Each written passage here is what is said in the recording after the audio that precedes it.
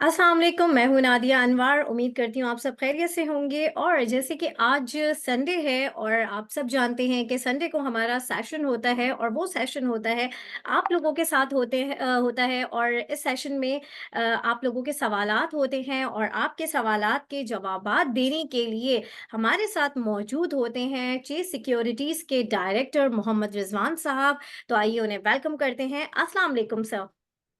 वालेकुम अस्सलाम। कैसी हैं सर आप कैसे नादिया? आप खैरियत से हैं? जी अल्हम्दुलिल्लाह मैं बिल्कुल ठीक, आप जी कैसे जी। हैं? जी जी, अल्लाह का शुक्र है, अल्हम्दुलिल्लाह आई एम गुड। सर यहाँ पर हम सेशन का आगाज़ करते हैं। यहाँ पर हमें बहुत से लोगों ने जॉइन भी कर लिया है, लेकिन उनके सवालात लेने से पहले आप जो है लास्ट वीक के ऊपर एक रिव्यू दे दें मार्केट के हवाले से। अच्छा, एक्चुअली मार्केट में जो है लास्ट वीक एक्सपेक्टेड ये था कि थोड़ा सा मार्केट जो है इलेक्शन के करीब आते हुए थोड़ा हॉल्ट होगी या कंसोलिडेट करेगी, लेकिन हमने देखा कि मार्केट में जब गोरी की सेलिंग ख़त्म हुई या उसका क्वांटम कम हुआ, तो हमने देखा कि तमाम सेक्टर जो बहुत ज़्यादा डिप्रेस से गोरी की सेलिंग की वजह, जिसमें I think Hub Power, Meezan bank, MCB bank, Lucky cement, OGTC, PPL, इन सब में सेलिंग थी। और इसकी वजह से जो है जब सेलिंग ख़त्म हुई तो हमने मार्केट में बगैर किसी न्यूज़ के एक अच्छा पुल बैक देखा। और लास्ट वर्किंग डे में फ्राइडे को हम एक्सपेक्ट कर रहे थे कि आगे, क्योंकि लॉन्ग वीकेंड की वजह से थोड़ा मार्केट जो है कंसोलिडेट कर सकती है, उसके फौरन बाद इलेक्शन है। लेकिन उसके बरक्स जो है हमने देखा कि across the board commercial banks में भी तेजी आई। इसके अलावा जो है oil and gas sector exploration में ओजीडीसी ने बहुत अच्छा परफॉर्म किया। और पीपीएल में खबर आई कि जो है उनकी जो रिजल्ट है वो dividend specific and any entitlement ना होने के बावजूद भी जो है वो थोड़ा प्रेशर में आया, बट ओजीडीसी ने बहुत अच्छा परफॉर्म किया। और आज अगर हम बात करें, जब हम सेशन कर रहे हैं, तो एक शहबाज राना का ट्रिब्यून में आर्टिकल आया है। इसमें उन्होंने कहा है कि आईएमएफ ने अपनी कंसर्न शो की है कुछ रिलैक्सेशन देने के हवाले से। इसमें उन्होंने अपना इलेक्ट्रिसिटी टैरिफ जो है, जो इंडस्ट्री एक्सपोर्ट ओरिएंटेड इंडस्ट्रीज है, उनको रिड्यूस करने के ऊपर कुछ आमदगी का इजहार किया है। प्लस पीआईए का 268 बिलियन का जो डेट है उसको रीस्ट्रक्चर करने के लिए आईएमएफ ने कुछ कंसर्न रेज किए हैं, बट उसको कहा है कि उसको फिगर आउट कर लेते हैं। और इसी आर्टिकल में लिखा है कि वो जो 1268 अरब रुपए का सर्कुलेटेड प्लान है, उसमें भी आईएमएफ ने अगले वीक एक अपना सेशन रखा है, जो कि अर्ली वीक में होगा। मोस्ट लाइकली आज मंडे है, या तो आज सेशन हो रहा होगा या ट्यूसडे वेडनेसडे जो है, क्योंकि आईएमएफ के एंड पे तो आज छुट्टी नहीं, कल छुट्टी नहीं होगी। तो मोस्ट लाइकली कल या परसों सेशन हो सकता है। तो उसकी कोई भी पॉजिटिव डेवलपमेंट मार्केट में यहाँ से फर्दर बूस्ट कर सकती है। और इन्हीं सेक्टर जिसमें रिफॉर्म्स की स्टोरीज मौजूद है, उनमें मेरे ख्याल से हमें फर्दर यहाँ से इम्प्रूवमेंट आ सकती है। सही। अच्छा sir, election next week election है, तो इलेक्शन से पहले 2 दिन वर्किंग डे है, तो इन 2 वर्किंग डेज में आप क्या एक्सपेक्ट करते हैं मार्केट से? आई गेस मार्केट जो है 2 वर्किंग डेज में, अगर सर्कुलर डेट पे नादिया अगर कोई बहुत अच्छी डेवलपमेंट हो जाती है, ट्यूसडे को खबर हम जाते हैं और ट्यूसडे को खबर आती है कि जी आईएमएफ ने एग्री कर लिया है प्लान को, तो फिर वो मार्केट का सेंटीमेंट ना ओजी और पीपीएल ही चेंज कर देंगे। और उसकी वजह से अक्रॉस द बोर्ड तेजी हो जाएगी, जो लग भी रहा है लास्ट वर्किंग सेशन में कि जो लोग जो मार्केट में इस पोजीशंस को होल्ड कर रहे हैं, या जिनके पास थोड़ी खबरों का नेटवर्क बेहतर है, जो गवर्नमेंट से कनेक्टेड लोग हैं, उनकी पोजीशंस की वजह से मार्केट में ये हमने एक बुल रन देखा ओजीबीएल में। और ये खबर आने आने में थोड़ा सा और भी कंटिन्यू हो सकता है। हावेवर अगर ये खबर नहीं आती है, थोड़ा सा ये मिड ऑफ द वीक आती है, यानी कि वेडनेसडे या थर्सडे को जिस दिन इलेक्शन है, तो मेरा ख्याल है कि फिर ये जो रैली होगी वो इलेक्शन के बाद होगा।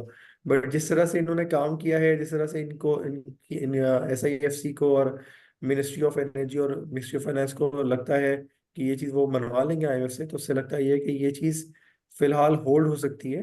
बट ये आने वाले दिनों में, हफ्ते के अंदर, 15 दिन के अंदर, ये चीज़ें ज़रूर से जो है मटेरियलाइज हो जाएंगी। और उसकी वजह से जो है आपको फिर एक और फर्दर तेजी मिल सकती है ओजीपीपीएल में। सही। सर अब यहाँ पर हम हमारे जो पार्टिसिपेंट हैं उनके हम सवालात लेंगे। और जो है सवालात लेने से पहले आप सबसे मेरी रिक्वेस्ट है कि आप लोग जो अपने जो वीडियोज़ हैं वो ऑफ़ करके रखें और अपने ऑडियोज़ भी आप ऑफ़ करके रखें, क्योंकि इससे सेशन में जो है थोड़ी-सी डिस्टर्बेंस क्रिएट होती है। तो जब जो आपका सवाल हो आप सवाल करें, और जो है जब हाथ रेज़ करें तो जब आपका आप आपकी टर्न हो जाए तो काइंडली अपना जो हैंड है वो डाउन काउंट कर दें। और दूसरा ये कि कोशिश कीजिए कि वन गो में आपके सवालात हों, सेकंड गो में भी आप कर सकते हैं, बट ये कि दूसरों को भी भरपूर मौका मिलना चाहिए। और नाज़रीन, इस सेशन में हमारे साथ जो है शर्जील अहमद, जो कि हमारे टेक्निकल एनालिसिस एक्सपर्ट हैं, वो भी हमारे साथ होते हैं। और जो है नेक्स्ट जो हमारा होगा वो सेशन वो करेंगे, और वो मार्केट का जो है जो टेक्निकल रिव्यू है वो हमें बताएंगे। तो जी हाँ, यहाँ पर सबसे पहला सवाल जो है यहाँ पर जुनेद हैं, इनका सवाल हम लेते हैं। जी जुनेद, आप सवाल कर सकते हैं। अस्सलाम वालेकुम रिजवान साहब। जी वालेकुम सलाम जुनेद साहब। जी खैरियत है सर आप? अल्हम्दुलिल्लाह सर, अल्हम्दुलिल्लाह। अच्छा सर, मेरा सवाल था रिफाइनरीज के हवाले से। जैसे पीआरएल का रिजल्ट तो अच्छा आया था, बट हम देख रहे हैं कि रिफाइनरीज में प्रेशर है, काफी एनआरएल टूट गया है और एटीआरएल भी काफी टूटी है। इनके क्या मार्जिन पे इम्पैक्ट आएगा या क्या वजह क्या है इसकी? मैं ये सभी जानना चाह रहा था। देखिए इस वक्त जो है मार्जिन तो मेरे ख्याल से उसी लेवल्स पर ही है, कोई बहुत ज़्यादा फर्क नहीं आया। लेकिन जो है क्योंकि इसमें जो रिफाइनरी पॉलिसी के हवाले से कोई डेवलपमेंट नहीं हो रही है, ना ही कोई जो है पे आउट आए, इसकी वजह से इसमें थोड़ा प्रेशर आया। बट अगर सेकेंड वीक में कोई खबर आती है रिलेटेड टू ओजीबीपीएल, तो मेरे ख्याल है ये भी उसी एंटिसिपेशन में बेहतर होके चल जाएंगे। बट यस, अब देखिए ना, रिजल्ट आ चुका है, बेहतर रिजल्ट आ चुका है। अब अगले क्वार्टर तक कोई ऐसी डेवलपमेंट रिफाइनरी के अंदर नहीं होनी, ना ही कोई पेमेंट के हवाले से, ना ही कोई इनमें कोई और चीज़ होनी है। और रिफाइनरी पॉलिसी भी अब आप समझ लें कि एसएएफसी के एंड के बाद अब जो भी उसमें होना है वो नई गवर्नमेंट की तरफ से होगा, तो उसमें थोड़ा टाइम है। तो इसलिए ये सेक्टर इसलिए लाइमलाइट में नहीं है और थोड़ा पिटाई हुई है और नीचे आया है। जबकि रिजल्ट तो आप सही कह रहे हैं, पीआरएल का 3 रुपये 22 पैसे की अर्निंग आई है। और मैं यही अपने मुख्तलिफ प्रोग्रामों में इसी प्लेटफॉर्म से कहता रहा हूँ, क्योंकि ग्रॉस रिफाइनिंग मार्जिन इस वक्त सबके बहुत हायर है, तो रिजल्ट सबके बहुत अच्छे आएंगे। तो हो सकता है कि ये जो है फुल ईयर पे कोई अच्छा पे आउट भी कर दे। तो अगर ये क्वार्टर कंसिस्टेंट रहता है, मार्च का क्वार्टर भी अच्छा आता है, तो आपको पीआरएल के अंदर भी एक अच्छा पे आउट आ सकता है। हो सकता है कि पीआरएल अपने पे आउट को या बाकी रिफाइनरीज भी पे आउट को रोके, क्योंकि अगर एक्सपेंशन में जाना है तो उनको cash, internal cash flow generation चाहिए होगा, क्योंकि कुछ परसेंटेज तो वो डेट से लगाएंगे अब नई रिफाइनरी, और कुछ portion internally cash cash flow generation से करेंगे। तो उसके लिए मेरे ख्याल से अच्छी खबर है। तो स्टोरी तो उसमें रहेगी, बट अभी फर्दर टाइमिंग करेक्ट होने की वजह मैंने आपको एक्सप्लेन कर दी कि ये है। शुक्रिया, थैंक यू। वेलकम।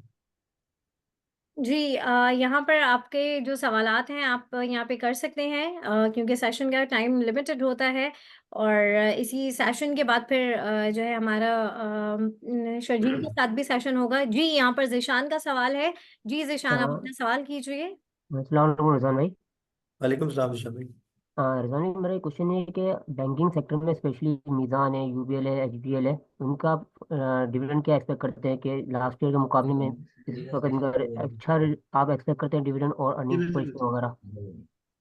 अच्छा जिशान भाई, इसमें हुआ ये कि जो है ना इस वक्त जो है ना इंटरेस्ट रेट हायर साइड पर है, और बैंकों का ना बेसिकली मार्जिन जो होता है वो ड्राइव ही आपके हायर इंटरेस्ट रेट से होता है। क्योंकि उनकी जो है उनको कॉस्ट ऑफ लैंडिंग पे अगर नीचे के जैसे खासतौर पे इस्लामिक बैंक है, वो अपने मिनिमम डिपॉजिट का चक्कर नहीं होता। ये जो है मिनिमम डिपॉजिट ना होने की वजह से वो जो है तकरीबन लोगों को जो है अच्छे मार्जिन पे ऑपरेट कर रहे हैं, खास तौर पे मीज़ान, खास तौर पे बेंगल इस्लामी, खास तौर पे फैसल। बट मुझे लगता है कि ओवरऑल बैंकिंग इंडस्ट्री में रिजल्ट आप देखिए, बेंगल का कितना शानदार रिजल्ट आया, कितना जबरदस्त रिजल्ट अल्फला का आया। तो इसी तरह से मुझे एचबीएल और यूबीएल का भी अच्छा आएगा, और यूबीएल में मुझे लगता है इस क्वार्टर में भी पे आउट अच्छा होगा, था 11 रुपए का पे आउट होगा। तो बैंकों का रिजल्ट मुझे मार्च तक तो कोई प्रॉब्लम नहीं लगती। मार्च के बाद शायद इंटरेस्ट रेट घटना शुरू हो, तो बैंकों में थोड़ा बहुत प्रेशर आना शुरू हो, या वो थोड़ा अपने आप को करेक्ट करें। बट अर्निंग ग्रोथ वाइज, चीज़ों वाइज, मुझे लगता है कि मार्च क्वार्टर में अगर 1-2% इंटरेस्ट रेट घट भी जाता है तो कोई फर्क इतना अर्निंग्स पे नहीं पड़ेगा।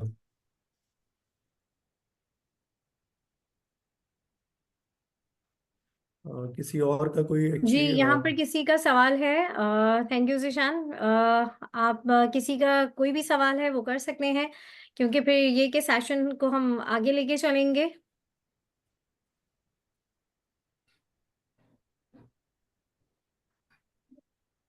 अच्छा सर, जब तक अगला सवाल आ रहा है, मुझे ये बताएं, नेक्स्ट वीक 2 दिन की तो आपने बताया, बट आफ्टर इलेक्शन क्या एक्सपेक्ट किया जाता है? और आपसे भी मैं ये सवाल करूंगी कि कौन सी हुकूमत बनती हुई आपको नजर आ रही है? एक क्या प्रेडिक्शन है? आपका क्या एक राय है? और उसके बाद जो है मार्केट का क्या आपको मूव नजर आएगा? थोड़ा सा इस हवाले से बता दें। अच्छा, हमें लगता ही है कि जो है ना, जो मोस्ट लाइकली सिनेरियो फेडरल में बनता हुआ लग रहा है, वो तो शायद नून लीग लेड गवर्नमेंट होगी। इसमें हम्म। मेरे ख्याल से शायद इस वक्त जो है बाकी जमातों का भी रोल होगा। मतलब वो कोई मेजोरिटी से शायद ना बना पाए कोलिशन में। शायद आपको जो है बाकी जमातें भी नजर आए, जिसमें एमपीओ में कुछ रोल आपका जेडीए का होगा, जीटीए का होगा, और कुछ रोल आपका बाकी और जो जमातें हैं उनका भी आपको दिखेगा यहाँ पे, बाप पार्टी और बाकी होगा। क्योंकि मुझे लगता है 2/3 मेजोरिटी से शायद इस दफा फेडरल में कोई भी ना आए। हंग पार्लियामेंट बनती हुई लग रही है। लेकिन नून लीग की वजह से लगता ही है कि जो एक हमेशा से नून लीग का एक रहा है कि नॉर्मली वो जो है ग्रोथ ओरिएंटेड और इंडस्ट्री फ्रेंडली पॉलिसी की तरफ जाते हैं। उसकी वजह से मार्केट के लिए हमेशा जो है नून लीग की गवर्नमेंट के में मार्केट हमेशा बढ़ी है और हमेशा से अच्छा परफॉर्म किया है। तो इस दफा भी जो इन्वेस्टर्स का जो एक सेंटीमेंट है वो इसी को फेवर कर रहा है कि अगर मार्केट में नून लीग वाले आते हैं तो आने वाले दिनों में इन्वेस्टर फ्रेंडली पॉलिसी, जिसमें आपका टैरिफ को कम करना, आपका इंटरेस्ट रेट को नीचे लेकर आना, पेट्रोल की प्राइसेस वगैरह को रैशनलाइज करना, तो इस तरह की चीज़ें आप आने वाले दिनों में जो इन्फ्लेशन को रिड्यूस करने में हेल्प करती हैं। इस तरह की चीज़ें हमेशा नून लीग की गवर्नमेंट में हुई है और वही आने वाले दिनों में रखता है। तो मार्केट में एक दफ़ा गवर्नमेंट फॉर्म हो जाए तो उसके बाद जो है मार्केट मार्केट फर्दर अपनी डायरेक्शन जो है कंटिन्यू कर सकती है। क्योंकि अगर मार्च ऑनवर्ड इन्फ्लेशन का नंबर डिप होना शुरू होता है तो आपको मार्च या अप्रैल की मॉनेटरी पॉलिसी में इंटरेस्ट रेट कट होना होता हुआ दिख रहा होगा, जो कि काफ़ी सिग्निफिकेंट डेवलपमेंट होगी फॉर मार्केट। और उससे मार्केट जो है अपने आप को ना सिर्फ रीरेट करेगी बल्कि कुछ और अच्छे पॉइंट्स ऐड करेगी। तो कहीं से भी कोई मेजर करेक्शन फिलहाल नहीं फील हो रही। अभी तक तो कोई ऐसी नेगेटिव डेवलपमेंट नहीं लग रही है, सिवाय इसके कि बहुत ज़्यादा कहीं ऑयल प्राइसेस बढ़ जाए और उसकी वजह से हमें कोई इन्फ्लेशनरी इम्पैक्ट आए और जिसकी वजह से हमें आगे चल के इंटरेस्ट रेट को थोड़ा देर से घटाना हो। आई गेस एक सवाल ले लेते हैं, सही से जी आपका सवाल बिल्कुल। है। मोहम्मद सैयद साहब जी, अपना सवाल कीजिए प्लीज। अस्सलाम वालेकुम जी, सईद बात कर रहा हूँ। कैसे हैं आप? ठीक हैं? वालेकुम सलाम जी, अल्लाह का शुक्र, सही साहब। तो मैंने ये जानना चाहता था कि ये फौजी फूड के बारे में थोड़ी मालूमात दे दीजिएगा। इसमें थोड़ी सी होल्डिंग की थी, तो जी, इसका क्या फ्यूचर देखते हैं आप? असल में फौजी फूड आ तो पॉजिटिव टेरिटरी में रहा है, बट अगर आप देखें इस क्वार्टर का भी रिजल्ट ना, उसमें सारा का सारा बेनिफिट है उसका जो उसने आपका टैक्स क्रेडिट लिया है, टैक्स पे नहीं किया, जो पुराना लॉसेस थे उसको एडजस्ट किए, तो उसकी वजह से उसका हैं। प्रॉफिट है। टैक्स टैक्स क्रेडिट तो अभी भी इसका खड़ा हुआ है। लेकिन ये होगा ये कि आपको अगर आप, और फिर इसमें ना वो मर्जर भी होने वाला है फौजी सीरियल और एक दो और कंपनी जो फौजियों की है ना, तो उसके जी बाद एक जी। नई नई शेयर होल्डिंग रिवाइज होगी जिसमें आपका एफएफएल का एक नया शेयर होगा और इसका नाम भी दोबारा से चेंज होगा। तो मुझे नियर टर्म में अर्निंग वाइज तो कोई बहुत सरप्राइज नहीं लग रहा। मुझे लग रहा है यही कहीं घूमता रहेगा, बट अगर इंटरेस्ट रेट घटना शुरू होता है क्योंकि इसकी फाइनेंशियल कॉस्ट ठीक ठाक है तो इसको फायदा हो सकता है। बट इसके अलावा अभी देखें सेल्स सेल्स बढ़ चुकी है। सेल्स में आपको बहुत ज्यादा एबनॉर्मल रूम लगता नहीं है कि आएगा। तो उसको देखते हुए मुझे लगता है कि ये प्राइस इज फेयरली वैल्यूड है। यहाँ से कोई डबल या ट्रिपल होने का या और ऊपर जाने का चांस फिलहाल लग नहीं रहा। सही है कि ये 11-12, इसी 10 से 11-12 के दरमियान ही रहेगा? जी जी, बस ये रेंज मुझे यही लगती है जो आपने अभी फरमाई है। चलें, ठीक है, बहुत शुक्रिया जी, थैंक यू वेरी मच। अस्सलाम वालेकुम। वालेकुम अस्सलाम। जी, यहाँ पर आप सवाल कर सकते हैं, जितने भी हमारे पार्टिसिपेंट जो हमें जॉइन कर चुके हैं, आपके जो सवालात हैं वो आप करें। ये प्लेटफ़ॉर्म आप ही लोगों के लिए होता है। और जी रिज़वान साहब, आप अपनी बात को कंटिन्यू करें प्लीज़। जी, एक्चुअली बस मैं ये कह रहा था कि एक्चुअली इंटरेस्ट रेट जो है ना, हमेशा से मार्केट के अंदर जो है इंटरेस्ट रेट जैसे जैसे नीचे आता रहेगा तो जो लिवरेज कंपनीज है वो अभी बहुत ज़्यादा परफॉर्म नहीं कर रही हैं, तो उसमें मुझे लगता है। जी सर, आपको यहाँ पे मैं इंटरप्ट करूँगी। एक सवाल आ गया है, पहले हम वो ले लेते हैं, फिर हम अपनी डिस्कशन को आगे कंटिन्यू करेंगे। जी, तारिक अज़ीज़ साहब का सवाल है। जी सर, आप सवाल कीजिए अपना। इमरान खान की पार्टी थी, तो ये लोग मिलके बैठ गए थे, नवाज शरीफ और पीपल्स पार्टी। अब एक दूसरे के खिलाफ क्यों खड़े हो गए? जी हेलो। जी तारिक साहब। हेलो। जी तारिक साहब, अपना जी सवाल कीजिए। ये आगा के बारे में पूछ रहा था। आगा के बारे में क्या इसकी नेक्स्ट कोई बेहतर हो जाएगा या नहीं? जी, आगा स्टील का वो ये था कि प्लांट इसका जो है वो इसका फर्नेस में आग लग गई थी, वो रिपेयर हो गया है, दोबारा से प्लांट चलना शुरू हो गया है। बट देखिए हायर इंटरेस्ट रेट पे इस वक्त जो है स्टील की जो प्रॉफिटेबिलिटी को बहुत ज़्यादा नहीं है। आगा स्टील ने शुक्र दो करना तीन चाहिए। आगा स्टील ने दो तीन काम अच्छा किए। तो उसमें जो है नादिया प्लीज़ आप देखिए ना, जो जो लोग ऑन है जी उनको ऑफ कर दीजिएगा, डिस्टर्बेंस हो रही है। अच्छा इसमें ना तारिक साहब, इसमें एक दो चीजें अच्छी होने वाली 6 8 महीने में ना, एक दिन का फर्नेस आ जाएगा जो कि जो है ना आयरन ओर से जो है स्टील बना रहा होगा। तो उनको रॉ मटेरियल के लिए फिर इंपोर्ट करना नहीं पड़ेगा, जो स्क्रैप इंपोर्ट करते हैं। और अगर आप आयरन ओर से बनाए तो उसकी स्टील आयरन बिल्ड की क्वालिटी भी बेहतर होती है। दूसरा, इनका आग फर्नेस वाली चीज़ भी ना दोबारा स्टार्ट हो जाएगी। उसमें होगा ये कि इनकी तकरीबन 30 40% एफिशिएंसी आ जाती है। तो ये दोनों तकरीबन 8 से 12 महीने के अंदर आपको ना अर्निंग में रिफ्लेक्ट होते हुए दिखेंगे। तो मेरे ख्याल है अर्निंग इसकी साल के बाद जो है ना, पूरे साल की अर्निंग 3 4 रुपए जैसी आ सकती है। अब उसका अगर इंटरेस्ट रेट भी घटना शुरू हो गए तो फिर ये स्टॉक यहाँ से परफॉर्म कर सकता है। बहुत शुक्रिया जनाब। Thank you.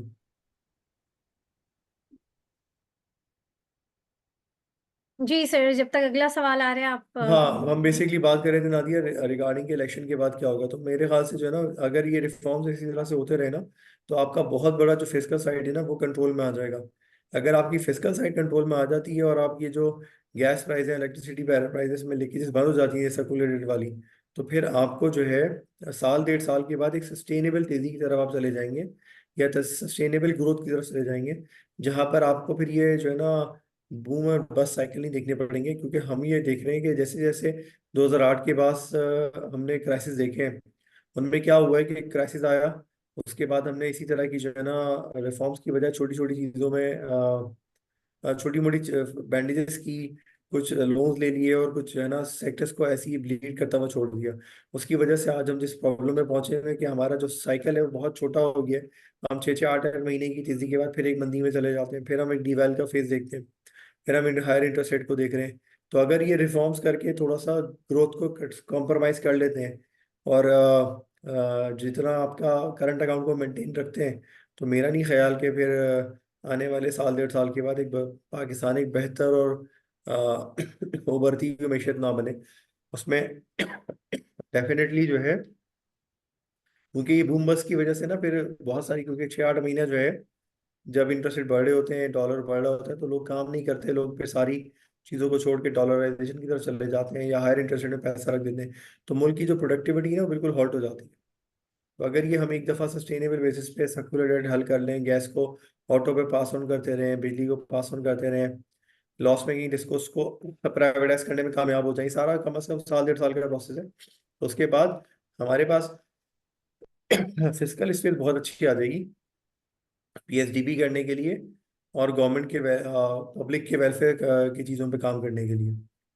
तो ये हम्म मेरे ख्याल से बहुत अरसे से एक ड्यू था, लेकिन हमने इसको ज़बरदस्ती डिले करते करते और इवेंचुअली हम इस लेवल पर पहुंच गए कि अब हमें आईएमएफ के थ्रू ये एक फोर्सफुली चीज़ों को इम्प्लीमेंट करना पड़ा है। बट ये उससे कर लेते तो शायद इतना पेनफुल पीरियड आता ही नहीं और चीज़ें बहुत पहले कंट्रोल होना शुरू हो जाती।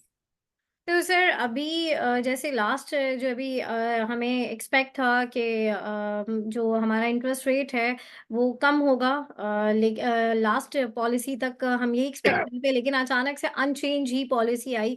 तो इसकी क्या वजह थी? असल में हम आईएमएफ प्रोग्राम में, और आईएमएफ ये कहता है कि जब तक आपका रियल इंटरेस्ट रेट पॉजिटिव ना हो ना, तब तक आप इंटरेस्ट रेट को ना घटाएं, कम करें। अच्छा, हम्म इंटरेस्ट रेट ना सिर्फ इन्फ्लेशन से नहीं कंट्रोल होता। असल हम्म में होता ये है कि अगर आप इंटरेस्ट रेट को बहुत तेजी से अभी गिरा देंगी तो आपकी डिमांड बढ़ना शुरू हो जाएगी और फिर आपके डॉलर पे प्रेशर आएगा, फिर आप डीवेल करेंगी, इन्फ्लेशन बढ़ेगी, इवेंचुअली आपको इंटरेस्ट रेट बढ़ाने पड़ेंगे। तो आईएमएफ कहता है कि आप अपने डॉलर की डिमांड और करंट अकाउंट को देखते हुए ना, और आगे इन्फ्लेशन को फोर्सी करते हुए फिर गिराएं, आहिस्ता आहिस्ता, एक साथ ना गिरा दें। तो अभी हम्म हमारे पास आप देख लें कि डॉलर बहुत ही मिनिमम है। इसी वजह से जो है हमारा जो है ना, जहाँ हमें लगता है कि हमारे डॉलर की शॉर्टफॉल होती है, हम बोर्ड को रोक देते हैं। और आई थिंक ये अच्छी बात है, अपने अपने मीन्स में रहना कोई बुरी बात नहीं है। पहले भी मुल्क ही तरक्की करते हैं जो अपनी मीन्स में रह रहे होते हैं, और जितनी उनकी रेमिटेंसेज होती है, जितनी उनकी एक्सपोर्ट होती है, उतना ही इंपोर्ट कर रहे होते हैं। ये अगर हम बहुत पहले कर लेते तो शायद हम इस हाल पे ना पहुंचते। सही। सर अभी सेक्टर के हवाले से आप क्या कहेंगे कि कौन से सेक्टर्स को फोकस किया जाए? अभी जो 2 वर्किंग डेज़ हैं इस वीक में इलेक्शन से पहले, कौन से सेक्टर्स आपको लगता है कि जिनमें जो इन्वेस्टर्स हैं उनके लिए बहुत ही एक अच्छा, ये समझ लें कि उनके लिए एक अच्छी वो रहेगी इन्वेस्टमेंट पॉइंट ऑफ व्यू से, तो थोड़ा-सा इस हवाले से बैंक्स बताइए सेक्टर वाइज़। बैंक्स अच्छे लगते हैं। हुँ, हुँ। बैंकों में मेरे ख्याल से ये फुल ईयर रिजल्ट हैं सबके, अच्छे पे आउट्स आ रहे हैं और आते रहेंगे। दूसरे नंबर पे मुझे लगता है कि ओजीपीपीएल कल न्यूज़ को देखना चाहिए। अगर ये ट्यूसडे वेडनेसडे तक मटेरियलाइज हो गई तो मार्केट का फर्दर सेंटीमेंट ओजीपीपीएल संभालेंगे। सही। अच्छा, यहाँ पर जो है आपके अगर सवालात हैं तो यहाँ पर करें, क्योंकि वैसे भी कराची में कल बहुत ही ज़बरदस्त बारिश हुई और बारिश तो बड़ी अच्छी हुई, लेकिन ख़ैर हमारा शहर जो है वो शहर तो बहुत प्यारा है, लेकिन शहर का जो निज़ाम है जिन लोगों के हाथ में, उन्होंने ज़रा ज़्यादा ख़्याल नहीं रखा, तो इस वज़ह से बारिश जो रहमत थी वो थोड़ी-सी ज़हमत बन गई हम कराची वालों के लिए। लेकिन फिर भी कराची वाले वो रुकते नहीं हैं और वो मेरे ख़्याल से आज भी पूरा दिन मौसम बड़ा अच्छा रहा, तो वो एन्जॉय जी। करने आई गेस जो है वो निकले हुए हैं। दो तो दो यहाँ अजीज पर सारे, अ, तारिक अजीज, मोहम्मद रिजवान। मोहम्मद रिजवान। देखिए, यहाँ पर मैं आप लोगों से रिक्वेस्ट मैंने स्टार्टिंग में भी की थी और अभी भी मैं यही कहूँगी कि काइंडली जब आपके सवालात हों, आप उस वक़्त जो है अपना माइक अनम्यूट कर सकते हैं और आपके जो भी सवालात हैं वो आप करें। और यहाँ पर मुझे यही लग रहा है कि शायद वेदर को एन्जॉय करने का लोग ज़्यादातर निकले हुए हैं और क्योंकि लॉन्ग वीकेंड भी है, कल भी ऑफ है, तो मेरे ख़्याल से जो है लोग थोड़ा-सा रिलैक्स भी हुए हुए हैं। और ये कि मार्केट अभी अभी सबको यही लग रहा है, जैसे कि सर आपने बताया कि अभी इलेक्शन के बाद चीज़ें बड़ी क्लियर होंगी, तो इलेक्शन से पहले लोग थोड़ा-सा अनडिसाइसिव भी चल रहे हैं। और फ्राइडे वाले दिन लोगों की ये कोशिश थी सर, ये भी मार्केट में देखा कि क्योंकि लास्ट वर्किंग डे था, तो जो इन्वेस्टर्स थे उनकी कोशिश ये थी कि मैक्सिमम वो जो है चीज़ें जो है वो घर लेकर जाएँ और जो है मतलब एक तो उसमें उसमें आप क्या समझते हैं कि कैसा रहा? क्या इन्वेस्टर्स सही रहे? और दूसरा ये कि हमारे जो जितने भी ट्रेडर्स हैं, इस वक़्त मार्केट जो है इन्वेस्टर्स के लिए कितनी चैलेंजिंग है और ट्रेडर्स के लिए कितनी चैलेंजिंग है, इलेक्शन से पहले? एक्चुअली अब इलेक्शन से पहले दिन सिर्फ 2 ही रह गए हैं, आपने सही हाईलाइट किया। तो मेरा ख्याल है कि जिसने पोजीशन ली हुई है वो भी पोजीशन होल्ड करेंगे कि अगर कोई चीज़ मटेरियलाइज होती है after election related to circular date या कोई और खबर, तो लोग होल्ड करेंगे। और मेरा ख्याल है कि अब जो सही मानों में तेज़ी है कोई डायरेक्शन होगी, वो इलेक्शन के बाद किसकी गवर्नमेंट आती है और कितनी मेजोरिटी से आती है, वो ज़्यादा बेहतर डिसीजन होगा। बट अगर आप इसको देखें, इस वक्त हम साल 1.5 साल से जो है एक तरह के कंट्रोल इन्वायरमेंट में जी रहे हैं और आई गेस उसमें ज़्यादा बड़ा रोल SIFC का है, जिस जहाँ से डिसीजंस होते हैं। तो अगर SIFC अपनी जगह पर रहती है इलेक्शन के बाद भी, तो मेरा ख्याल है कि चीज़ें वहीं से कंट्रोल होंगी। ये एक ट्रांजिशन होगा, बट इसमें ज़्यादा रोल उसके बाद भी SIFC का होगा। इसमें बड़े बड़े डिसीजन, इसमें रेकोडिक से लेकर PIA के प्राइवेटाइजेशन से लेकर बड़े बड़े डिसीजन उसी फॉर्म से हुआ करेंगे। तो इन्वेस्टर्स को मेरे ख्याल से यही उम्मीद है और यही चीज़ रखनी चाहिए उम्मीद, कि अगर वहाँ से ही फैसले होते रहे तो शायद डिसीजन में जो है पेंडिंग ना आए।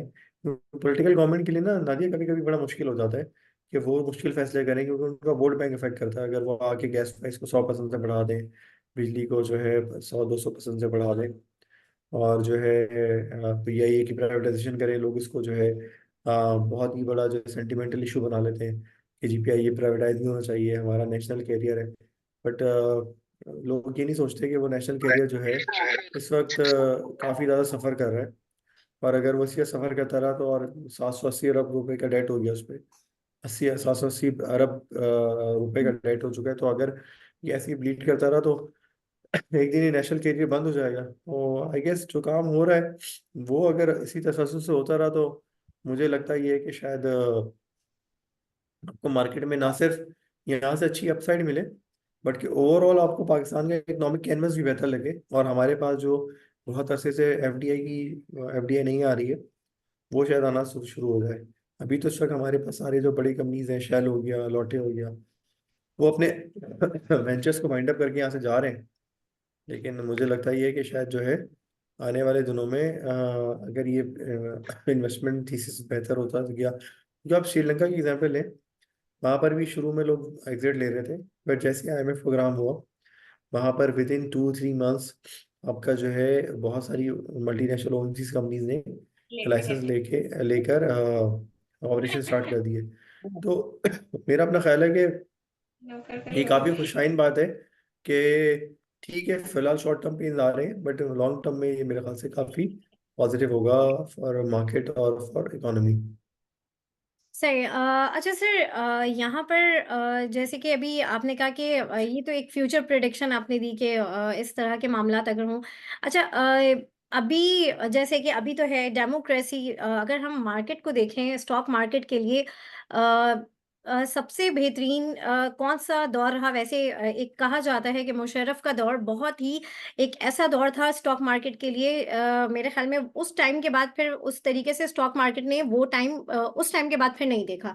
तो डिक्टेटरशिप बहुत ज़्यादा पॉज़िटिव इफ़ेक्ट देती है मार्केट को, या फिर डेमोक्रेसी जो है वो डेमोक्रेसी की तरफ जब हम जाते हैं तो फिर मार्केट में क्या इम्पैक्ट आता है? तो कौन-सी जो है डेमोक्रेसी या डिक्टेटरशिप में मार्केट बहुत अच्छा परफ़ॉर्म करेगी? अच्छा, वैसे इसका इसका कोई एक स्ट्रेट आंसर नहीं है। एक्चुअली आपको डिपेंड करता है कि वैसे तो खैर ये बात बहुत इत्तेफाक की बात है कि जब भी डिक्टेटरशिप आई या मार्शल लॉ हुआ तो सूरत में जो है हमारे पास डॉलर इन्फ्लोस बहुत ज़्यादा थे। मुशर्रफ के शुरू के 2 साल इतने मज़े के नहीं थे क्योंकि वहाँ पर वो आपके पास इन्फ्लोस नहीं थे। फिर 9/11 के बाद आपके पास इन्फ्लोस का आना शुरू हुआ, तो फिर आपने देखा कि जो है बहुत ज़्यादा तेज़ी से अपने पास इन्वेस्टमेंट्स भी आई और मार्केट ने भी परफॉर्म किया और ओवरऑल इकोनॉमी ने परफॉर्म किया। हुँ। और उसमें मुशर्रफ की थोड़े, मेरा अपना ख्याल है, जो मेरी अपनी ओपिनियन है उस लोगों से डिसएग्री कर सकते हैं। मुशर्रफ एज अ लीडर और एज अ प्रेसिडेंट काफ़ी विजनरी थे और उनके उस विजन की वजह से हमारे पास बहुत सारे ऐसे काम हुए जो उसके बाद नहीं हुए। फिर हमने इकोनॉमी के डेमोक्रेसी के अंदर जो है जो फिर 2008 से 2013 का एरा देखा वो काफ़ी डल था। लॉ एंड ऑर्डर भी काफ़ी ख़राब रहा हुँ। और उसके बाद उसमें स्टॉक मार्केट ने भी काफ़ी बेहतर परफॉर्म नहीं किया, बल्कि मार्केट एक लेवल पर हॉल्ट हो गई थी। फिर जब 2013 में नवाज शरीफ की आने की एंटिसिपेशन की वजह से लोगों ने काफ़ी ज़्यादा जो है सेलिब्रेट किया मार्केट को और पाकिस्तान उस वक्त पाकिस्तान दुनिया की सबसे बेस्ट परफॉर्मिंग मार्केट हो गई। तो उसके बाद फिर जो है हम हमारा जो है हम फ्रंटियर मार्केट से निकल कर इमर्जिंग में चले गए और इसको भी हुँ। लोगों ने सेलिब्रेट किया। 2017 में हमने जो है एक नया हाई बनाया। फिर हम जो है उसके बाद से इकोनॉमिकली भी और पॉलिटिकली भी जो है ना स्टेबल नहीं हो सके और फिर मार्केट जो है क्योंकि फॉरेनर्स ने जो है जब जितना पैसा लगाया था तकरीबन उतना ही उससे ज़्यादा पैसा मार्केट से निकाल लिया। तो हमने एक अरसे तक जो है मार्केट में तकरीबन 3 साल को कंसिस्टेंटली 2-2.5-3 बिलियन डॉलर की सेलिंग अ, देखी। रिज़वान साहब, मैं आपको यहाँ पे ज़रा इंटरप्ट करूँगी। यहाँ पे एक सवाल आ गया है, तो वो हम ले लेते हैं, प्लीज़ उसके बाद हम डिस्कशन को कंटिन्यू करेंगे। जी, प्लीज़ नदीम प्लीज़। साहब सवाल करना चाह रहे हैं। जी सर, आप अपना सवाल कीजिए प्लीज़। अस्सलाम वालेकुम।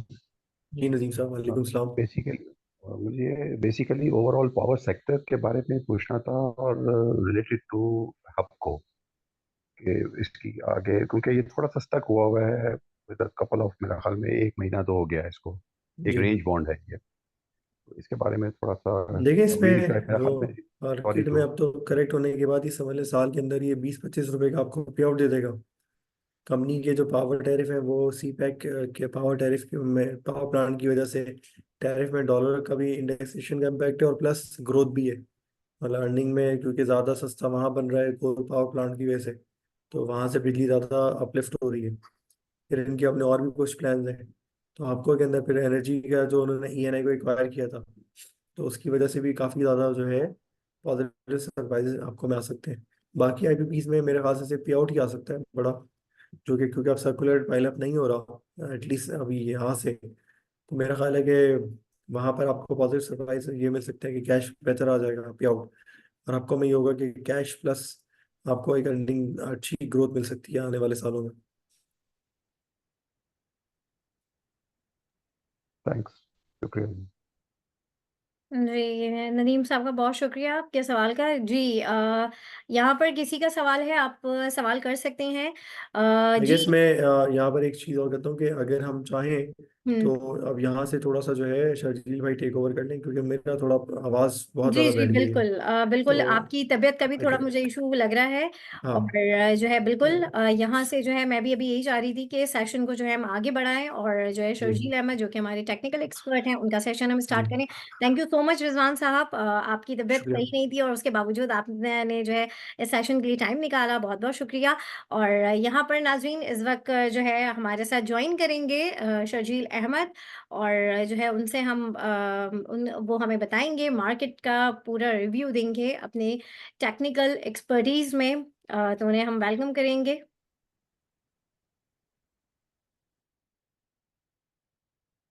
जी, अस्सलाम वालेकुम Sharjeel. Assalamu alaikum Nadia, Assalamu alaikum everyone. Thank you so much वालेकुम Rizwan सलाम। for taking out time despite आपकी तबीयत खराब थी. अच्छा नादिया, मैं आपसे ये रिक्वेस्ट करूंगा कि आप मैंने स्क्रीन शेयर करने की रिक्वेस्ट करी है आपसे. ओके, आप प्लीज एक्सेप्ट कर लीजिएगा. ओके।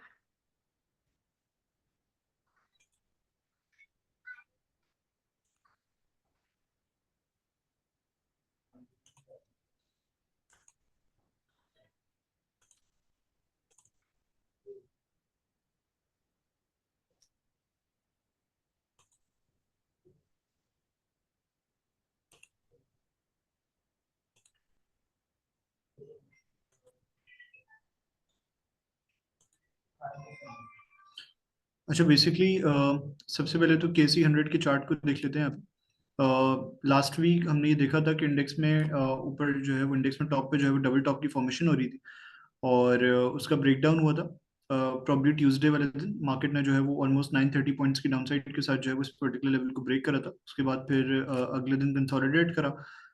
हमने जो है वो इन्वर्टेड हैमर देखा. इन्वर्टेड हैमर के साथ इसने इसको रीटेस्ट करा. अगले दिन भी हमने एक बुलिश कैंडल देखी, जो कि प्रॉब्ली उसकी कॉन्फर्मेशन तो नहीं कहेंगे, क्योंकि कॉन्फर्मेशन तभी आती है जब इन्वर्टेड हैमर रिवर्सली कॉन्फर्मेशन तभी आती है जब इन्वर्टेड हैमर का जो टॉप होता है वो ब्रेक हो जाता है.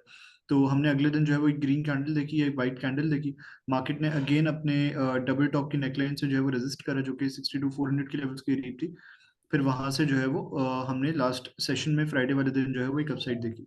अच्छा, जो फ्राइडे की अपसाइड थी बाय द वे वो एंटिसिपेटेड थी. अगर आप ट्यूसडे और वेंसडे को देखें, तो सॉरी वेंसडे और थर्सडे को देखें, तो मार्केट ने वेंसडे वाले दिन ट्यूसडे वाले दिन जो है बेरिश कैंडल दिखाई, वेंसडे वाले दिन जो है एक अपसाइड दिखाई, लेकिन इस पर्टिकुलर रेजिस्टेंस से जो है वो रेजिस्ट करा.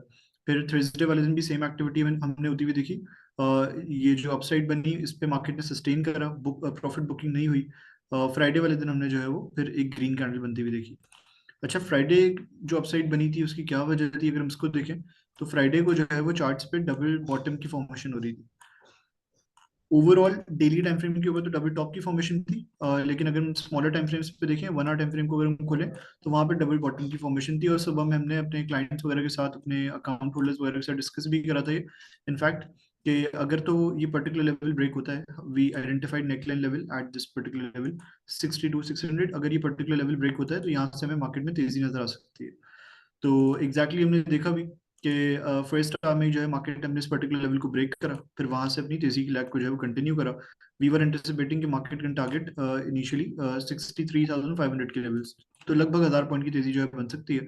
मार्केट ने जो है वो पहले सेशन जो फ्राइडे का दिन था उसमें ही ऑलमोस्ट 500 पॉइंट्स की अपसाइड दिखा दी थी after breaking this neckline level. तो ये वजह थी बेसिकली फ्राइडे के सेशन में तेजी हुई उसकी. और अगर आप अगले हफ्ते के हवाले से पूछें, तो अगले हफ्ते के हवाले से भी हमारी यही एक्सपेक्टेशन है कि मार्केट में जो तेजी का रुझान है वो कंटिन्यू रहेगा, और मार्केट जो है वो यहाँ से फर्दर अपसाइड जो है वो दिखा सकती है. ओवरऑल जो जो फॉर्मेशन है मार्केट में वो 1 डे टाइम फ्रेम के ऊपर तो थोड़ी बेरिश है. बेरिश क्यों है अगर हम उसको देखें, तो मैं आपको वो भी एक्सप्लेन कर देता हूँ. देखिए, अगर आप यहाँ से भी देखें ना, तो ये इंडेक्स के अंदर हायर हाई की फॉर्मेशन थी इस पॉइंट के ऊपर, और ये अगर आप देखें बाय द वे, तो ये हायर लो था हमारा. सही है. इसके बाद हमने ये देखा कि मार्केट ने जो है वो हायर हाई नहीं लगाया, इनफैक्ट लोअर हाई लगाया, और ये जो हमारा लो था ये अगेन हायर लो था. तो ट्रेंड ऐसे चेंज नहीं हुआ था. ये वाला जो हाई था बेसिकली ये अगेन लोअर हाई था, तो मार्केट जो है प्रॉब्ली कंसोलिडेशन फेज के अंदर थी। वो जो ट्रेंड था ऊपर का, वो ऊपर का ट्रेंड जो है वो चेंज हो गया था साइडवेज के अंदर, क्योंकि नए हाई नहीं लग रहे थे, तो कम से कम पुराने लोज भी ब्रेक नहीं हो रहे थे। तो अप ट्रेंड तो खत्म नहीं हुआ, अप ट्रेंड डाउन ट्रेंड में तो कन्वर्ट नहीं हुआ, पर एक चीज ये हुई कि वो अप ट्रेंड बंद हो गया, मार्केट अप ट्रेंड से जो है साइडवेज में चली गई। तो यहाँ पे अगर आप देखिए तो मार्केट साइडवेज में चली गई थी, और वो टिपिकल साइडवेज बिहेवियर जो है वो हमने आरएसआई में भी देखा था। अगर आप यहाँ पे देखें 60-40 की रेंज हम यूज करते हैं यूजुअली ट्रेंड आइडेंटिफाई करने के लिए। Market was consolidating in this 40 to 60 की रेंज, तो कहीं ना कहीं यहाँ से भी कंफर्मेशन मिल रही थी। अगर आप ये देखें तो मार्केट ने ऑलमोस्ट 40 से अगेन पिकअप लेके अपसाइड दिखाई है, 50 के लेवल्स को अप्रोच करा है यहाँ पे। तो ये भी एक वजह है बाय द वे जो इंडेक्स के अंदर अपसाइड वगैरह बनी है। उसके साथ साथ यहाँ पे बॉटम पे इन्वर्टेड हैमर भी बना था, वो प्राइस एक्शन पे कंफर्मेशन थी एक। लेकिन मसला क्या है, मसला बेसिकली मार्केट में ये है कि मार्केट अप ट्रेंड से डाउन ट्रेंड में तो नहीं गई थी, लेकिन साइडवेज में जरूर चली गई थी, कि जहाँ पे बाय द वे हमें नए हाईस तो लगते हुए नहीं दिख रहे थे, लेकिन पुराने लोज ब्रेक भी नहीं हो रहे थे, तो we were having higher lows as well. But मसला ऑफ लेट जो लास्ट वीक हुआ है ना, बेसिकली वो ये हुआ है कि मार्केट ने अपने प्रीवियस लो को ब्रेक करके एक लोअर लो बनाया। वो प्रोबेबली इंडिकेशन थी कि मार्केट स्ट्रक्चर पे जो है, मार्केट का जो ट्रेंड था वो बुलिश से पहले साइडवेज में गया, फिर साइडवेज में से बेरिश में चला गया। तो मार्केट स्ट्रक्चर पे मार्केट का जो ट्रेंड है वो बेरिश हो गया था। लेकिन हुआ बेसिकली ये यूजुअली ये किया जाता है, अगर आप वैसे देखें ना तो टेक्निकल एनालिसिस के अंदर, टेक्निकल एनालिसिस के अंदर जो है वो एक स्कूल ऑफ थॉट है, जो जिसका ये मानना होता है कि जो इंस्टीट्यूशनल ट्रेडर्स होते हैं या जो मार्केट मेकर्स होते हैं, ये जो प्लेयर्स होते हैं बाय द वे, वो ये जो सपोर्ट नजर आ रही थी हमें, वो जानबूझ के इसको ब्रेक करते हैं, नीचे से लिक्विडिटी ग्रैब करते हैं या स्टॉप लॉसेस हिट करवाते हैं, फिर वहां से उस मार्केट के अंदर जो है वो एक अपसाइड बनती है। तो लगभग फिलहाल इस तरीके से लग ऐसा रहा था कि मार्केट का जो है वो ये ट्रेंड चेंज करा गया, लोगों के स्टॉप लॉसेस हिट करवाए गए, फिर वहां पे नीचे जो है वो एक मॉर्निंग स्टार की फॉर्मेशन हुई कह लें आप, या इन्वर्टेड हैमर की फॉर्मेशन कह लें, दोनों बुलिश पैटर्न से। ओवरऑल ट्रेंड जो आरएसआई पे रिफ्लेक्ट हो रहा था वो अभी भी स्टिल आई गेस साइडवेज ही है। तो डाउन ट्रेंड ऐसे जो है वो प्राइस एक्शन पे हमें दिखा, तो लेकिन वहां पे उन्होंने स्टॉप लॉसेस हिट करवा के एक अपसाइड दिखा दी। तो यहाँ से वी आर एंटिसिपेटिंग कि ये जो ट्रेंड है मार्केट का, क्योंकि इसने 62-400 के ऊपर क्लोजिंग दिखा दी है, जो कि डबल टॉप की नेकलाइन लेवल थी, अब यहाँ से हम एंटिसिपेट कर सकते हैं मार्केट थोड़ी सी स्टेबल रहेगी। अगर नीचे आती भी है तो इसी यही लेवल सपोर्ट लेवल के तौर पर एक्ट कर रहा होगा। और अगर मोमेंटम वगैरह कंटिन्यू रहता है, वॉल्यूम्स का सपोर्ट करना बहुत जरूरी है, क्योंकि वॉल्यूम्स को अगर आप देखें तो वो लास्ट वीक हमने वॉल्यूम्स देखा है कि बहुत ज्यादा वो खास नहीं रहे। ये जो तेजी हुई है मार्केट में थर्सडे और फ्राइडे वाले सेशन में, ये मैं इसको इसलिए बहुत ज्यादा ये नहीं कहूंगा कि यहाँ पे हमें बहुत ज्यादा तेजी में आ जाना चाहिए, क्योंकि वॉल्यूम्स ने बहुत ज्यादा सपोर्ट नहीं करा है। अगर आप देखें थर्सडे वाले सेशन में भी 138 मिलियन के वॉल्यूम से जहाँ पे एक अपसाइड आई, फ्राइडे वाले दिन भी ऑलमोस्ट 132 मिलियन के वॉल्यूम से, तो वॉल्यूम्स के बहुत ज्यादा नहीं रहे। वेंसडे को जब अपसाइड आई थी तो वहां पे सस्टेन इसलिए नहीं कर पाई अगेन, क्योंकि वॉल्यूम्स बहुत ज्यादा नहीं थे, 153 मिलियन के वॉल्यूम से। वॉल्यूम्स अभी भी काफी कम है, तो वॉल्यूम्स एक थोड़ी सी कंसर्न है। अगर तो प्राइस एक्शन पे थोड़ी बहुत हमें बेहतरी नजर आ रही है, तो अगर वॉल्यूम सपोर्ट करते हैं हमें, तो यहाँ से हम मोमेंटम वगैरह कंटिन्यू होता हुआ देख सकते हैं। 62-400 की जो हॉरिजॉन्टल लाइन हमने आइडेंटिफाई करी हुई है, ये बहुत जरूरी है। हम अभी डबल बॉटम के हिसाब से टारगेट कर रहे हैं कि मार्केट 63-500 को इनिशियली जो है वो अप्रोच कर जाएगी। अब यहाँ पे देख सकते हैं ऊपर की तरफ अगर आप रेजिस्टेंसेस आइडेंटिफाई करने जाएं तो आई गेस ये एक ट्रेंड लाइन रेजिस्टेंस भी आप बना सकते हैं, कि मार्केट अगर ऊपर जाती है तो मैक्सिमम 64-800 तक चली जाए। ये भी इस तरीके से भी बेसिकली आप देख सकते हैं। लेकिन अगर आप पॉइंट वाइज देखें तो मार्केट का ट्रेंड थोड़ा सा बेरिश हो गया था, स्टॉप लॉस से हिट करवाए, लेकिन अच्छी चीज ये हुई कि वहां से इसने एक पिकअप ले लिया। आरएसआई पे मार्केट बुलिश ही थी, और नेगेटिव ये है कि वॉल्यूम्स वगैरह सपोर्ट नहीं कर रहे थे। पॉजिटिव ये है कि डबल बॉटम के बाद मार्केट ने पिकअप लिया है, तो इट कैन टारगेट इनिशियली 63-500। तो ओवरऑल व्यू नेक्स्ट वीक का ये है कि जो तेजी का रुझान है वो थोड़ा बहुत कंटिन्यू ही रह सकता है, लेकिन क्योंकि वॉल्यूम्स बहुत ज्यादा अच्छे सपोर्ट नहीं कर रहे हैं हमें, तो कहीं ना कहीं अगर एक हाई लगता है तो मार्केट वहां से रिजेक्शन लेके नीचे आ सकती है, क्योंकि ओवरऑल ट्रेंड तो अब इसका बेरिश हो गया। तो इस लिहाज से चलना है बेसिकली, कोई बहुत क्लियर कट तेजी शायद हम अगले हफ्ते जो है वो एंटिसिपेट नहीं कर रहे, अनलेस की कोई बहुत अच्छे वॉल्यूम्स लगना शुरू हो जाए।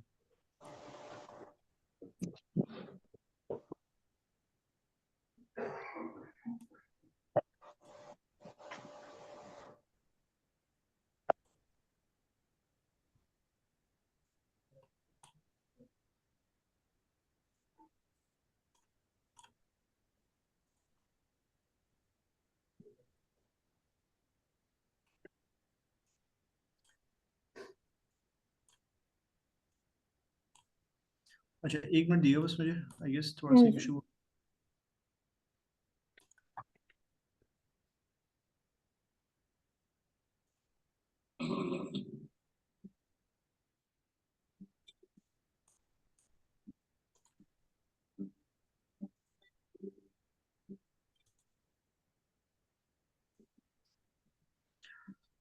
अच्छा, बाय द वे ये ओजी का चार्ट है।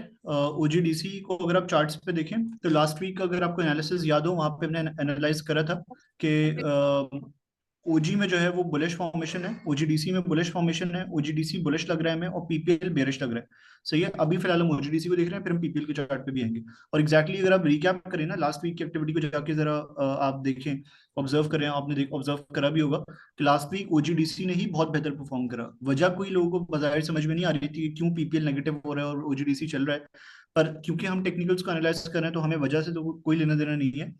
प्राइस एक्शन पे यही इंडिकेशन हमें मिल रही थी बाय दी लास्ट वीकेंड पे कि अगले हफ्ते जो है वो प्रॉब्ली ओजीडीसी बुलिश रहेगा और पीपीएल जो है वो कहीं ना कहीं फंस सकता है। अपसाइड आती भी है तो वो बेचने का मौका होगा कि वहां से फर्दर वो ड्रैग करेगा। और एग्जैक्टली हमने वो लास्ट वीक प्राइस एक्शन में ट्रांसलेट होती हुई वो चीज देखी भी।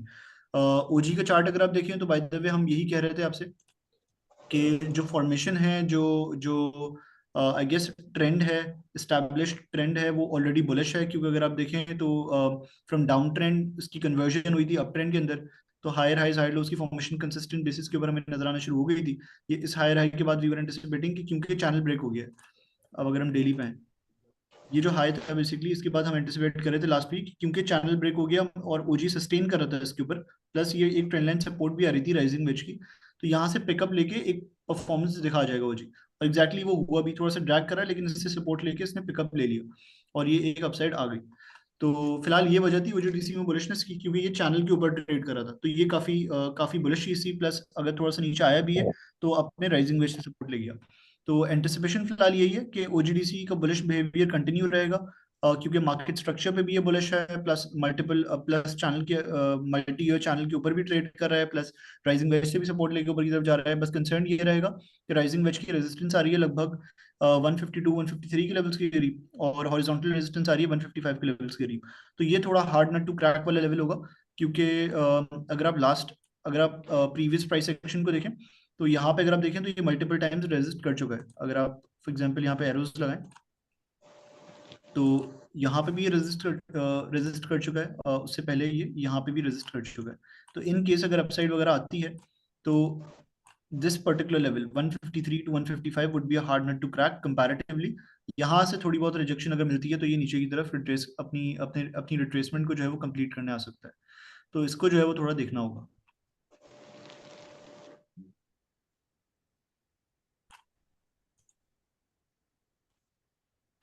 अगली स्क्रिप्ट जो हमारी है वो पीपीएल है। अच्छा, पीपीएल के चार्ट में आपको मैं आके रिकैप करता हूँ कि लास्ट वीक हमने जो है वो क्या डिस्कस करा था। लास्ट वीक हमने ये डिस्कस करा था कि पीपीएल में राइजिंग वेज की फॉर्मेशन हो रही थी और ये पर्टिकुलर लेवल ब्रेक हो गया था लास्ट वीक। फ्राइडे को हमने ये देखा था कि इसने रीटेस्ट करा और रिजेक्शन दिखा के नीचे क्लोज कर दिया, तो ये भी एक बेरिश सिग्नल था इसके अंदर। तो वी वर एंटिसिपेटिंग क्योंकि राइजिंग वेज का ब्रेकडाउन हो गया तो नीचे का ट्रेंड जो है उसका कंटिन्यू रहेगा और ये फर्दर ड्रैग कर सकता है। और एग्जैक्टली हमने लास्ट वीक देखा भी कि ओजी की परफॉर्मेंस जो है थोड़ी बहुत पॉजिटिव थी और पीपीएल की परफॉर्मेंस ओवरऑल नेगेटिव थी। तो एग्जैक्टली वो आपने देखी ट्रांसलेट होते हुए देखा भी, वो चीज ट्रांसलेट होती हुई देखी भी। वजह क्या थी कि we were anticipating bearish behaviour हम देख सकते हैं। वजह बेसिकली ये थी कि अगर आप एबीसीडी पैटर्न को देखें तो ये इसकी एबी वाली लेग थी, ये इसकी बीसी वाली लेग थी जहां पे इसने जो है वो 61.8% रिट्रेसमेंट को कंप्लीट करा था। सीडी की बीसी की प्रोजेक्शन बेसिकली 1.5 के करीब वो इसने लगाया ऊपर हाई और फिर वहां से वी वर एंटिसिपेटिंग कि क्योंकि ये बेरिश एबीसीडी पैटर्न होता है और इसकी फॉर्मेशन के बाद यहाँ से फिर मार्केट टूटती है और ट्रेंड का रिवर्सल होता है, तो वो हमने रिवर्सल देखा भी। रिवर्स करके इसने प्रोबेबली 0.786% रिट्रेसमेंट जो है वो कंप्लीट कर ली। ये भी बेरिश ही सी, प्लस ब्रेकडाउन भी यहाँ पे हो गया था इसका। तो ये वजूहत थी, ये प्रॉब्लम मल्टीपल रीजंस, ये रीजन से बाय द वे जिसकी वजह से हमें पीपीएल में वीकनेस नजर आई। अब लास्ट वीक की परफॉर्मेंस को अगर आप देखें ना तो लास्ट वीक इसके अंदर पिकअप क्यों आया, अगर हम उसकी बात करें ना तो यही बाय द वे यहाँ पे हमने चैनल बनाया ब्लू कलर का। ब्लू कलर के चैनल में अगर आप देखें तो मल्टीपल टाइम्स इसने अपने इस पर्टिकुलर चैनल की सपोर्ट को टेस्ट करा था, ट्यूसडे वाले दिन भी, फिर उसके बाद थर्सडे वाले सेशन में भी, और फिर यहाँ से पिकअप लिया था। तो आई गेस ये वजह थी, ये सपोर्ट वजह थी जहां से इसने पिकअप लिया और अब एक अच्छी अपसाइड जो है वो शो करी। तो आई गेस अब लगभग काफी अच्छे लेवल्स के करीब ये आ रहा है पीपीएल। थोड़ा सा अगर और ड्रैग करता है ना तो मेरा व्यू ये बन रहा है कि जो इसको एक्यूमुलेट करने के आइडियल लेवल्स हो सकते हैं ना, अगर मैं वो हाईलाइट करने की कोशिश करूँ, देखें एक तो ये भी सपोर्ट है, हॉरिजॉन्टल सपोर्ट भी आ रही है 108 110 पे, प्लस ये चैनल की सपोर्ट भी आ रही है। पर मेरी नज़र में जो आइडियल लेवल इसको एक्यूमुलेट करने के हो सकते हैं वो लगभग ये हो सकते हैं। आई गेस एक जोन अगर मैं आइडेंटिफाई करूँ यहाँ पे, तो लगभग ये जोन है इसको एक्यूमुलेट करने का। यहाँ पे अगर ये फर्दर फॉल करके आती है, गिर के आती है, तो एक बहुत ही लो रिस्क अपॉर्चुनिटी हो जाएगी, क्योंकि यहाँ पे जो एक असेंडिंग चैनल इसका बन रहा है, जो डॉटेड लाइन से मैंने रिप्रेजेंट करा हुआ है, उसका भी रिटेस्ट हो रहा है। प्लस अगर आप ओवरऑल देखें तो इसके अंदर बेसिकली एक राइजिंग वेज की फॉर्मेशन हो रही है, उसका भी रिटेस्ट हो रहा है। तो मल्टीपल सपोर्ट्स आ रही है, Confluence zone, high probability Confluence zone create हो रहा है। यहाँ पे अगर मिलता है तो एक लो रिस्क अपॉर्चुनिटी क्रिएट होगी, यहाँ पे छोटे स्टॉप लॉस के साथ एंट्री लेके एक अच्छी अपसाइड आप यहाँ से एंटिसिपेट कर सकते हैं। तो मेरा व्यू ये है कि थोड़ा सा अगर वैसे तो ये भी एक अच्छी चैनल सपोर्ट थी जहाँ से इसने पिकअप लिया है।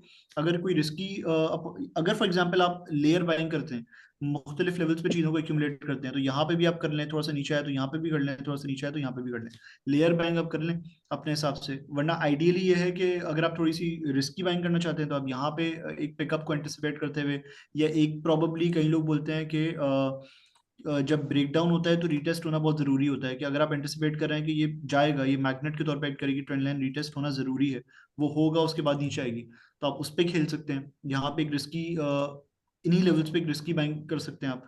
या अगर आपने बेहतरीन बाइंग करनी है थोड़े से, क्योंकि देखिए मार्केट में पैसे वही बंदा बनाता है जो पेशेंटली अपने लेवल्स का वेट करता है।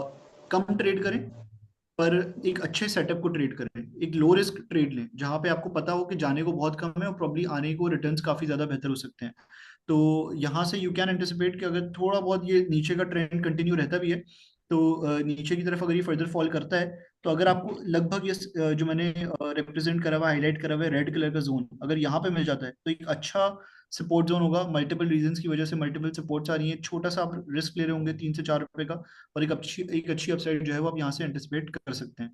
तो आई गेस मेरा व्यू ये है कि अगर कोई पेशेंटली बेहतरीन लो रिस्क अपॉर्चुनिटी लेना चाहता है, if someone wants to go big, तो यहाँ पे एक अच्छी अपॉर्चुनिटी है कि ऑब्वियसली अपना एनालिसिस भी करें आप, पर ये एक अच्छी अपॉर्चुनिटी है जहाँ पे आप कोई एक अच्छी एंट्री जो है वो आप ले सकते हैं। आखिरी स्टॉक हमारा जो है वो पेल है। पेल को अगर आप देखें तो पेल लास्ट वीक हमने ये एनालाइज करा था कि लास्ट वीक नहीं, लास्ट ट्रेडिंग सेशन में, फ्राइडे वाले सेशन में हमने देखा था कि एक अच्छा पिकअप लिया था इसने, और एक अच्छी मूव शो करी थी ऑलमोस्ट 6% की, 1.29 रुपीज की। इसके चार्ट को अगर आप एनालाइज करें तो आई गेस ये इसका एनालिसिस करना इसलिए बहुत जरूरी है क्योंकि काफी लोग इसके अंदर बुलिश हो गए थे, तो दे नीड टू अंडरस्टैंड कि क्या आगे क्या आगे इसके लिए मसले मसाइल हो सकते हैं, टेक्निकली कौन से लेवल जैसे आ रहे हैं जहाँ पे ये फंस सकता है। तो वैसे तो अगर आप देखें तो डेली टाइम फ्रेम के ऊपर इसके अंदर एक बुलिश पैटर्न की फॉर्मेशन हो रही थी, जो कि बाय द वे बहुत बुलिश पैटर्न है। अगर आप देखें तो यूजुअली कंटिन्यूएशन पैटर्न के तौर पर ऐड कर रहा होता है। तो यहाँ से इसने पिकअप लिया, एक स्पाइक शो करा, उसके बाद जो है वो बुलिश पेनेंट की फॉर्मेशन हुई। पेनेंट बेसिकली यूजुअली होता है ट्रायंगल जैसा ही है, और उसके टारगेट्स अगर आप देखें तो थियोरेटिकली टेक्स्ट बुक टारगेट्स इसके निकल रहे हैं 33.6 तक के। तो उसका ब्रेकआउट भी बाय द वे हो गया लगभग। फ्राइडे को, अगर मंडे को प्रॉब्ली, या ट्यूसडे को, मंडे को तो मार्केट बंद है, ट्यूसडे को अगर थोड़ी सी एक और कैंडल क्लोज मिलता है, green candle close above this level, तो वो पेनेंट का जो है ब्रेकआउट हो जाएगा। तो आई गेस वही, और इसने एक अच्छी पिकअप से, एक अच्छी सपोर्ट से जो है पिकअप लिया है। अगर आप देखें ना तो ये हॉरिजॉन्टल जो ब्लैक उससे मैंने आइडेंटिफाई करी हुई है, एक अच्छी हॉरिजॉन्टल सपोर्ट थी। प्लस इसका अगर आप देखें डॉटेड लाइन से मैंने रिप्रेजेंट करा हुआ है चैनल सपोर्ट इसकी, तो चैनल सपोर्ट भी आ रही थी, एक अच्छे लेवल से इसने पिकअप लिया है। ये भी वैसे एक बहुत अच्छी अपॉर्चुनिटी बनती थी लो रिस्क, यहाँ पे भी इसके पेनेंट का जो है ब्रेकआउट हो रहा है। मसला आगे ये है बेसिकली, अगर हमें कॉन्फर्मेशन मिल भी जाती है ब्रेकआउट की ट्यूसडे को, आगे मसला जो क्रिएट हो रहा है बाय द वे वो ये है कि अगर आप इस ब्लैक लाइन को देखें तो ये इसके मल्टी ईयर, अगर मैं वीकली टाइम फ्रेम पे शिफ्ट करूं तो मल्टी ईयर ट्रेंड लाइन की रेजिस्टेंस आ रही है, ये आपने देख ली होगी। तो यहाँ पे थोड़ा सा ये स्टक हो सकता है। इन केस अगर इसका ब्रेकआउट दे भी जाता है तो बुलिश पेनेंट का टारगेट तो आई गेस देखें 33.8 का आ रहा है, पर अगर आप इस ट्रेंड लाइन को देखें तो यहाँ पे प्रॉब्लम फंस सकता है। और अगर आप इस ब्लैक लाइन को देखें, ब्लैक जोन को देखें जो मैंने आइडेंटिफाई करा हुआ है, की resistance 24.5 to 25, descending trend line plus horizontal resistance, तो ये एक एरिया देखें 24.5 से लेके ऑलमोस्ट 25 तक का जो जोन है इसका बहुत हैवी जोन है। एक मल्टी ईयर ट्रेंड लाइन भी आ रही है इसकी, प्लस यहाँ पे ब्लैक कलर का हॉरिजॉन्टल जोन भी आ रहा है। तो I guess this would be a hard nut to crack. इसको ब्रेक कर जाता है तो इसका रीसेंट हाई 26.7 का उसको अप्रोच कर सकता है, एंड देन अगर ट्रेंड कंटिन्यू रहता है, मोमेंटम कंटिन्यू रहता है, तो फिर 28.5 29 को जो है वो इनिशियली टेस्ट कर सकता है। बुलिश पेनेंट का टारगेट तो बाय द वे 33.5 तक है। तो ये फर्क होता है bye the way retail trader के अंदर और एक स्मार्ट ट्रेडर के अंदर, कि वो मल्टीपल चीजों को देखते हुए चलता है। रिटेल ट्रेडर अपनी मर्जी के पैटर्न्स को आइडेंटिफाई करता है और जंप इन कर आता है, फिर वो पैसे लूज कर आता है। तो वो सिर्फ इस पेनेंट को देख रहा है, वो ब्रेकआउट को देख रहा है ट्रायंगल के, और वो यहाँ पे जंप इन कर आएगा। But if you really wanna take right decisions in trading, charts को अगर आप सही तरीके से पढ़ना चाहते हैं तो आपको न्यूट्रली देखना पड़ेगा। न्यूट्रली अगर आप देखेंगे चार्ट को तो आपको ये पता चलेगा कि ब्रेकआउट पे अगर मैं यहाँ पे एंट्री ले भी लेता हूँ तो मैं यहाँ पे एक एक जोन बन रहा है, अगर मैं यहाँ पे अगेन हाईलाइट करूँ, जो कि अगेन बहुत ही कोई हैवी जोन है, क्योंकि यहाँ पे ब्लैक कलर की ट्रेंड लाइन भी आ रही है मेरी, प्लस यहाँ पे हॉरिजॉन्टल रेजिस्टेंस जोन भी आ रहा है। तो यहाँ पे कहीं ना कहीं अगर इन केस पिकअप आता भी है तो यहाँ पे फंस सकता हूँ मैं थोड़ा। तो आई गेस उस हवाले से अगर आप देखें तो पेल का चार्ट बहुत अच्छा है, स्मॉलर टाइम फ्रेम्स के ऊपर ट्रायंगल का भी, पेनेंट का भी ब्रेकआउट हुआ है, पर 24.5 को यह वो देखते हुए चलिएगा जरा, यहाँ पे थोड़ा सा ही फंस सकता है। इसको अगर खैर ब्रेक कर देता है तो फिर मोमेंटम फर्दर कंटिन्यू होता हुआ देख सकते हैं। अच्छा शर्जील, यहाँ पर जो है किसी का सवाल है कि थोड़ा सा एमसीबी के ऊपर भी एनालिसिस कर दें आप। अच्छा एक मिनट दिएगा, मैं स्क्रीन वापस से शेयर करता हूँ। जी। एमसीबी में मैंने पहले एक वर्किंग करी हुई थी, आई गेस अगर मुझे वो चार्ट मिल जाता है तो मैं वो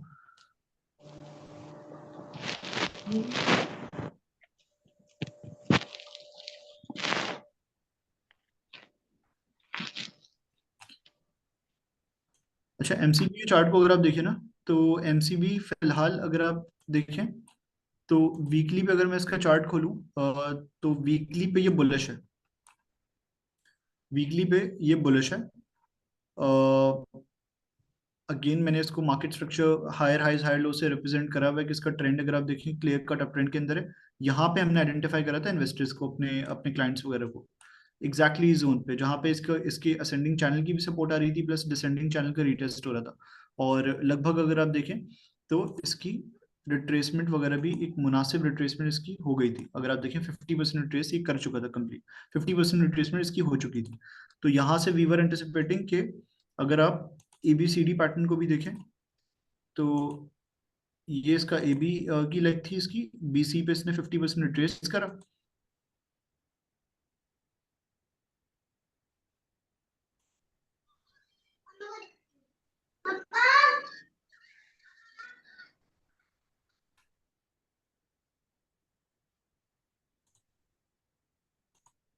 अच्छा नादिया, मैं एक रिक्वेस्ट करूंगा आपसे, आई जी। गेस मुझसे आप मुझे अगर होस्ट बना दें तो मैं स्क्रीन शेयर कर लूंगा आपसे। अच्छा ओके।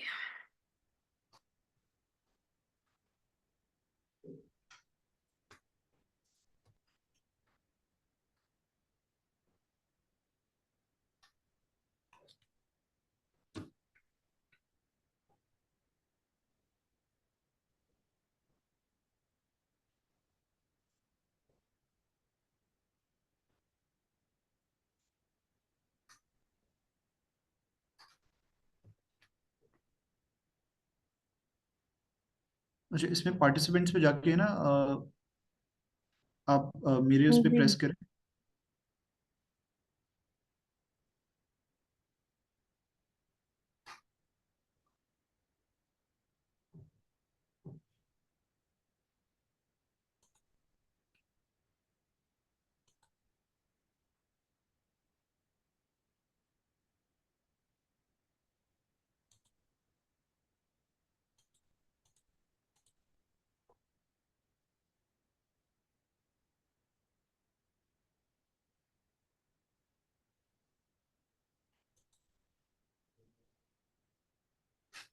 Perfect perfect.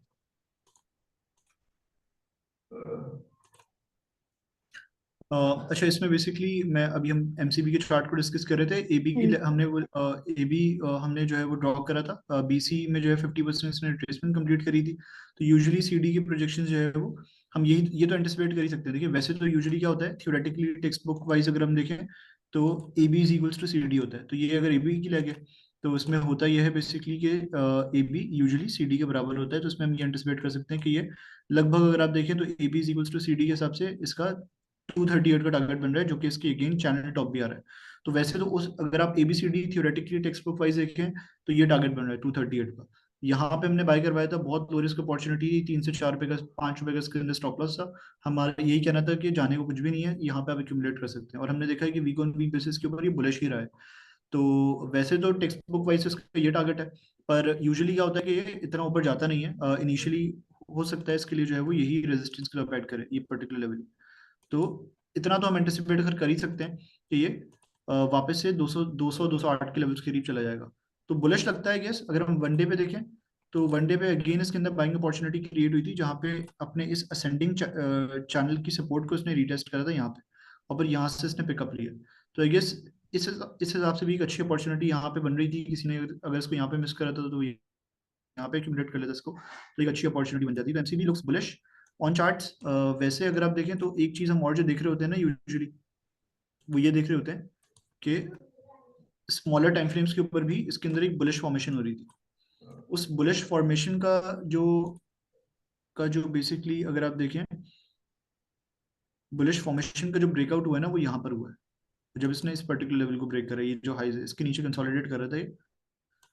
अगर इसको क्लोन कर लूँ तो ये लगभग एक जोन बन रहा है इसका, जहाँ पे ये रेजिस्ट कर सकता था। यहाँ पे पहले भी इसे रिजेक्शन दिखाई थी, यहाँ पे सपोर्ट ली थी, और यहाँ पे अगेन इसे रिजेक्शन दिखाई थी। तो हमने प्रोबेबली लास्ट सेशन में देखा कि इसने ब्रेकआउट दिया और ऊपर की तरफ ही चला गया। तो आई गेस मुझे ऐसा लगता है, बाय द वे मैंने वीकली को भी एनालाइज करे, उसके हिसाब से भी मैंने आपको बताया, फिर डेली भी मैंने आपको बताया सपोर्ट आ रही थी, वो एक अच्छा एक्यूमुलेशन जोन बन रहा था। यहाँ पे छोटे टाइम फ्रेम से भी इसको जब एनालाइज करे तो मुझे ये लगता है कि बुलिश मोमेंटम इसका कंटिन्यू होगा और ये प्रीवियस हाइस को भी जाके रिटेस्ट कर सकता है। ये बाय द वे एमसीबी की स्टोरी है। I guess MCB looks really really good on charts. I guess moment best point of entry तो ये था, यहाँ पे हमने अपने क्लाइंट्स को पिच करा था, एक्यूमुलेट करवाया था, और and I guess we are still bullish. यहाँ से इसने जो है वो छोटे टाइम फ्रेम्स पे ब्रेकआउट दिया है, और अब कहीं ना कहीं वो रैली हमें बनती हुई नजर आ सकती है इसके अंदर। सही। थैंक यू सो मच शुजील, आपने जो है बहुत ही डिटेल जो है एनालिसिस किया है इन सारी चीज़ों के ऊपर। और जो है नाज़रीन, यहाँ पर मैं एक बार फिर जितने भी हमारे पार्टिसिपेंट थे उनका भी शुक्रिया अदा करूँगी, और साथ ही साथ जो हमारे गेस्ट थे मोहम्मद रिजवान साहब, उनका भी शुक्रिया अदा करूँगी। और साथ में शर्जील अहमद जो कि हमारे टेक्निकल एक्सपर्ट हैं, उन्होंने जो है बहुत अच्छी एक एक्सप्लेनेशन दी। और आपका भी बहुत बहुत शुक्रिया शर्जील, आपके वक्त का। इसी के साथ ही नाज़रीन आज का सेशन का मैं अख्ताम करूँगी। इंशाल्लाह फिर मुलाकात होगी। अल्लाह हाफिज़। Thank you so much everyone, thank you so much Nadia. अल्लाह हाफिज़। अल्लाह हाफिज़।